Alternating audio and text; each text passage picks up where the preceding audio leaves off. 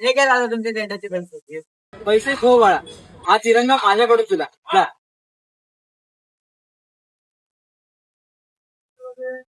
तुमच्याकडे सर्वात मोठा तिरंगा आहे का हो?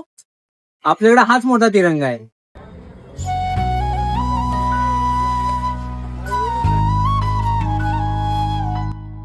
पैसे नको दादा, हा तिरंगा फक्त सन्मानाने घेऊन जा.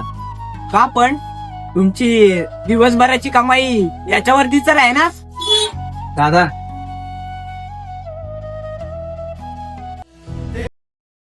2025 साली जम्मू आणि काश्मीरमध्ये पाकिस्तानच्या सी फायर उल्लंघनात माझा भाऊ शहीद झाला. याच तिरंगात लपेटून तो घरी आला होता.